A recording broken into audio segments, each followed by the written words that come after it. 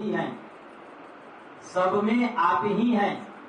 हे परमात्मा, जग का कल्याण कीजिए, सबकी रक्षा कीजिए, सबका भला कीजिए। तो भगवान शिव का सुंदर रूप देखने के लिए सभी देवता लोग भगवान शिव से स्तुति करते हैं, प्रार्थना करते हैं। उस प्रार्थना को परमात्मा स्वीकार कर लेते हैं, अपना सुंदर रूप दिखाते हैं मेना को, कि मेना प्रसन्न हो जाए और पार्वती का विवाह शिवा से करा दे। तो कहते हैं भगवान शिव सभी आभूषणों से विभूषित थे। उनका रूप देख करके सभी लोग प्रसन्न हो गए। चंद्रलेखा से अलंकृत था। संपूर्ण देवता बड़े प्रेम से भगवान शिव की सेवा कर रहे थे। सूर्य देव छटा बिखेर रहे थे। चंद्रमा मस्तक पर मुकुट बनकर के उनका शोभा बढ़ा रहा था। समस्त साधनों से भगवान शंकर रमणीय जान पड़ रहे थे। गंगा यमुना भगवान शिव को सुंदर चवर डुला रही थी। भगवान विष्णु तथा इंद्र देवता अपने अपने वेश को भली भांति भूषित करके उनके सेवा में लगे थे। उपदेवता समस्त ऋषि मुनि महान सुख का अनुभव करते हुए अत्यंत प्रसन्नता पूर्वक शिव के साथ यात्रा कर रहे हैं। इस प्रकार देवता आदि समस्त विवाह देखने के लिए उत्कंठा के साथ ललायित होकर के पत्नियों के साथ सभी लोग हिमालय के नगर में गए हैं। कहते हैं कि कोई नारी चूल्हा जला करके खाना बना रही थी। भोजन को अधूरे छोड़ करके चूल्हा छोड़ करके भगवान के स्वरूप का दर्शन करने के लिए दौड़ती हुई जा रही है। उनका रूप देखने के लिए, उनका विवाह देखने के लिए। जग के कल्याण करता भगवान भोलेनाथ का विवाह है, माता पार्वती के साथ है। इस प्रकार वहाँ नाना प्रकार का महान उत्सव हुआ। उस समय परमात्मा शिव की जैसी शोभा हो रही थी, विशेष रूप से वर्णन करना असंभव है। जैसे विलक्षण रूप को देखकर मेना क्षण भर के लिए चित्रलेखा सी हो गई, अचंभित हो गई। उसी प्रकार उनका सुंदर रूप देख करके मेना धन्य हो गई। उनके तप के प्रभाव से आप मेरे इस घर में पधारे हैं। मेना कहती है भगवान भोलेनाथ से, पहले तो कहती थी कुरूप रूप को देख करके कि मैं अपनी पुत्री का विवाह इसके साथ नहीं करूंगी, लेकिन अब मेना को विश्वास हो गया कि सचमुच जो है कल्याणकारक हैं, सर्वेश्वर हैं, ब्रह्म हैं, निर्गुण होते हुए सगुण रूप धारण कर लेते हैं। अब भगवान शिव से कहती है मेना कि धन्य है हमारी पुत्री उमा पार्वती, तो असंख्य वर्षों तक 3000 वर्षों तक तपस्या की आपको पाने के लिए, और पार्वती की कृपा से हमारा कुल धन्य हो गया। हमारा भाग्य सौभाग्य में बदल गया, जो कि आप जैसे तीनों लोक के स्वामी हमारे घर दरवाजे पर पधारे हैं, दूल्हा बन करके, वर बन करके। इस तरह से कह रही है मेना भगवान शिव से कि हे प्रभु आप क्षमा करें, और इस समय मेरी दुर्दशा को देखते हुए क्षमा करें। मैं पूर्ण रूप से स्वस्थ हूँ। मैं अब जो है अपनी बेटी उमा का हाथ आपके हाथ में दूंगी। ब्रह्मा जी कहते हैं नारद इस प्रकार बात करके चंद्रमौली शिव की स्तुति करती हुई शैलप्रिया मेना लज्जित होगी। पूर्ववासी स्त्रियां भगवान शिव के दर्शन की लालसा से अनेक प्रकार के काम को छोड़ करके वहां पहुंची थी। जैसे आप लोग अपने अपने घर के कार्य को छोड़ करके यहाँ भगवान शंकर का कथा सुन रहे हैं, ऐसी मोहित हो गई शिव के दर्शन से। प्रेम हृदय पूर्ण नारियां महेश्वर उस मूर्ति को देखकर मन विभोर हो गई और अपने मन मंदिर में भगवान शिव का दर्शन किया। पूर्ववासियों ने कहा कि हिमालय के नगर में निवास करने वाले सभी लोग दिव्य रूप का दर्शन किया।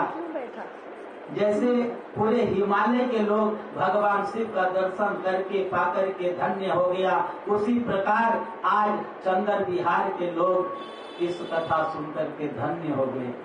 10 नंबर गली 9 नंबर गली वाले, हमारे बिल्डिंग वाले सभी भगवान शिव का विवाह का प्रसंग सुन करके धन्य हो गया।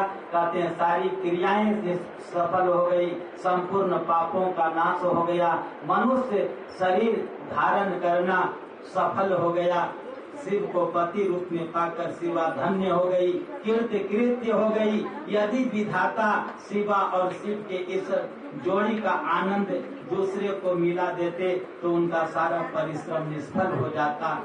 इस उत्तम जोड़ी को मिलाकर ब्रह्मा जी ने अच्छा कार्य किया है। तपस्या के बिना मनुष्यों के लिए शंभु का दर्शन बड़ा दुर्लभ है। देखिए, मनुष्य का शरीर मिलना बहुत दुर्लभ है।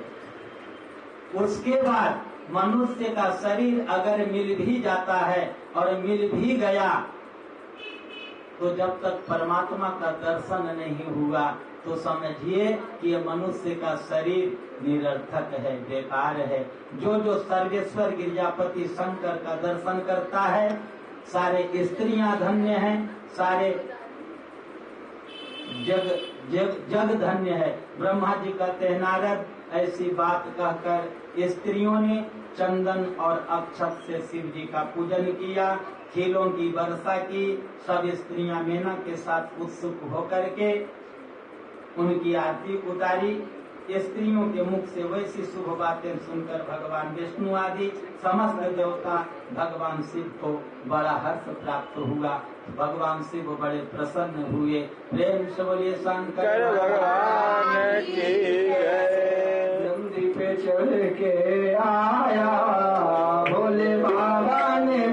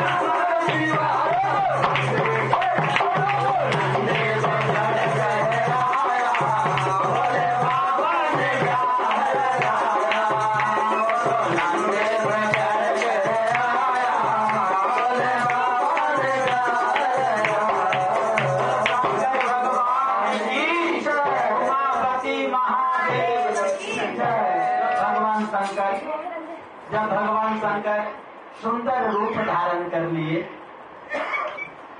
उनका स्वरूप का वर्णन ब्रह्मा जी कहते हैं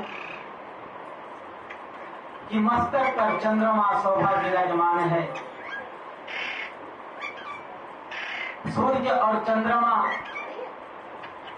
जिनके दो नेत्र हैं, भगवान शिव का दो नेत्र हैं, शिव और चंद्रमा, उनके मस्तक पर नेत्रों की शोभा, सूर्य अपने किरण बिखेर रही है, उद्भासित हो रहा है, उज्ज्वल प्रभा से उद्भासित सुंदर आभरण शोभा दे रहा है, सुंदर कड़े और बाजूबंद विचित्र बहुमूल्य जुगल वस्त्र, कस्तूरी मनोहर कुमकुम अंग के समान विभूषित, कज्जल नयन से सुशोभित अत्यंत मनोहर जान पड़ते हैं। उनका मुखारबिंद कोटि चंद्रमा से भी अधिक अहवाद, उनके श्री अंगों की छवि कामदेव से भी अधिक सुंदर। मैना द्वार पर भगवान शिव की आरती उतारती है। भगवान शिव का परीक्षण करती है, परीक्षण करती है, दामाद की शोभा का अवलोकन करती है। बात को बारंबार याद करके मैना को बड़ा विस्मय हो रहा है। हर्ष उल्लास से पार्वती ने मुझसे पहले जैसा बताया था, उससे भी अधिक सौंदर्य पार्वती के पति भगवान शिव के हैं। वहाँ आई हुई युवतियों ने भी वर के मनोहर रूप की भूरी भूरी प्रशंसा कर रही है। कुछ कन्याएं कहने लगी कि दुर्गा तो साक्षात भगवती है। कुछ दूसरी कन्याएं, महारानी मैना कहती है कि हमने तो कभी ऐसा वर को कभी देखा ही नहीं। जितना सुंदर भगवान शिव हैं। शंकर का वह रूप देखकर समस्त देवता हर्ष से खिल उठे। अप्सराएं नृत्य करने लगी, सभी लोग बाजे बजाने लगे। आदर पूर्वक भांति भांति से राजोचित मंगलाचारण किया। सभी नारियों के साथ मैना भी महान उत्सव मनाने लगी, परीक्षण करने लगी, घर में गई। उसके बाद भगवान शिव अपने गणों के साथ, देवताओं के साथ अपने दीव जलमासे में चले गए। स्त्रियां दुर्गा को साथ लेकर के कुल देवी का पूजन करने के लिए निकलती है। कुल देवी का पूजन करने के लिए गांव से बाहर मंदिर में जाती है। वहाँ देवताओं ने जिनकी पलकें कभी नहीं गिरती थी, प्रसन्नता पूर्वक पार्वती के स्वरूप को, उनके रूप को देखा। उनकी अंग कांति लील अंजन के समान मनोहर अंगों से विभूषित था। त्रिलोचन पर आदर पूर्वक नजर गड़ा रही थी, दूसरे किसी पुरुष की ओर नहीं देखती थी। उनकी मंद मुस्कान से सुशोभित उनके केसों की चोटी बहुत सुंदर, कपोलों पर बनी हुई मनोहर दंत पंक्तियां उनके मुखारबिंद की शोभा बढ़ा रही थी। कस्तूरी की बेटी के साथ सिंदूर की बिंदी लगा रखी थी। केयूर वलय कंकन उनकी शोभा अलंकृत कर रहा था। मधु से पीड़ित अधर और ओष्ठ बिंबा फल के समान जान पड़ता था। किरीटा मल से सुशोभित उनके अंगों में चंदन अगर कस्तूरी,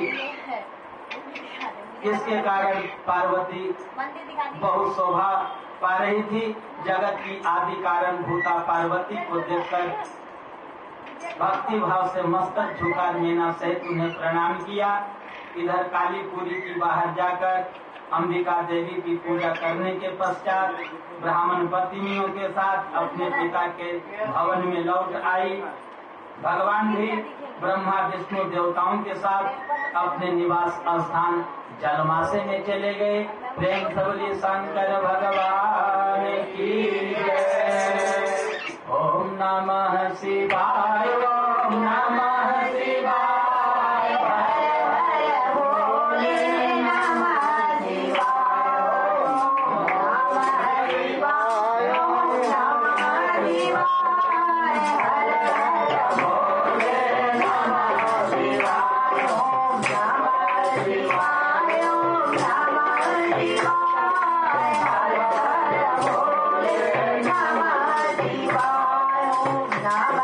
शिवाय, ओम नमः शिवाय, हर हर भोले नमः शिवाय। अगले अध्याय के प्रसंग में कहते हैं,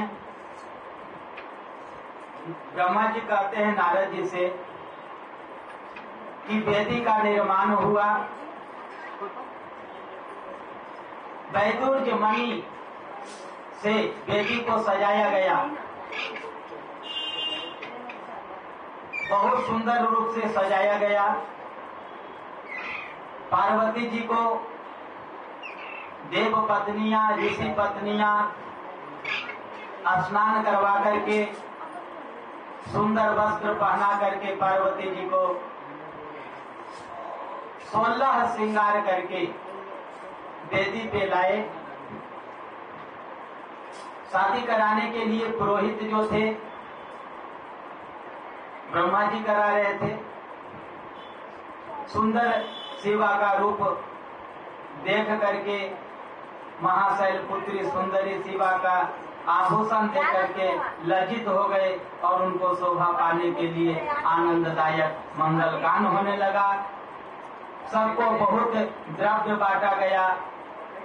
बाह्य आदि प्रसन्नता के साथ उत्सव मनाने लगे। भक्ति भाव से शिवा को प्रणाम करके शिव के चरणार बिंदु में हिमाचल की आज्ञा से अपने स्थान पर चले गए। अब जो है पूजन हो गया, वर का पूजन हो गया। अब कन्यादान का समय आया तो कहते हैं बारातियों को बुलाने के लिए भेजा गया। जलमासे पे बाराती को बुलाने के लिए निमंत्रण दिया जाता है। हाथ में लोटा, लोटे में जल और जलमासे से मंडप पे बुलाने के लिए जा रहे हैं। सुंदर वस्त्र आभूषणों से सुसज्जित वृक्षों के पीठ पर भगवान शिव को बिठाया गया। भगवान शंकर को आगे करके बाजे बजाते हुए कौतूहल पूर्वक बाराती जो है हिमालय के घर पहुंच गए। हिमाचल के भेजे हुए ब्राह्मण पर्वत कौतूहल पूर्वक शंभू के आगे आगे चल रहे थे। उनके ऊपर बहुत बड़ा छत्र तना हुआ था। विष्णु इंद्र समस्त लोकपाल आगे होकर के चल रहे थे भगवान शिव के साथ। श्रृंग भेरी अनक गौमुख आदि बाजे बज रहा था। भगवान शिव तेज से संपन्न होकर के चल रहे थे। उनकी सेवा में उपस्थित समस्त रुद्रगण इस प्रकार पूजित होकर के बहुत सी स्तुतियों के द्वारा यज्ञ मंडप में भगवान शिव प्रवेश किए हैं। वहाँ पर्वतों ने शिव जी को वृक्ष से उतारा, उनके घर के भीतर ले गया। महेश्वर को विधि पूर्वक भक्ति भाव से प्रणाम किया, भगवान की सराहना की। श्री विष्णु सहित महेश्वर को मुख देवताओं को अर्घ्य दिया, आचमन दिया, मधुपर्क दिया। आंगन में रत्न में सिंहासन पर मुझको, ब्रह्मा जी को, विष्णु जी को, शंकर जी को, विशिष्ट व्यक्तियों को मैना ने अपनी सखी ब्राह्मण पत्नी अन्य पूर्ववासियों के साथ आरती उतारी, मधुपर्क आदि दिया, पूजन किया। इसके बाद हिमालय ने अंतर वेदी में कृषांगी कन्या वेदी के ऊपर विराजमान होकर के, जहाँ उमा देवी विराजमान थी वेदी के ऊपर, विष्णु के साथ महादेव जी को ले गए। बृहस्पति जी आदि विद्वान बड़े बड़े मुनि प्रतीक्षा करने लगे। गर्ग जी पुण्य आवाचन किए, स्वस्ति वाचन किए। पार्वती जी की अंजलि में चावल भरा गया, शिव जी के ऊपर अक्षत छोड़ा। पार्वती दही, अक्षत, पुष्प और जल से रुद्रदेव का पूजन किया। उन भगवान शिव को बड़े प्रेम से पार्वती देख रही है, जिनको देखने के लिए हजारों हजार वर्ष तक तपस्या की पार्वती, आज वो समय आ गया है।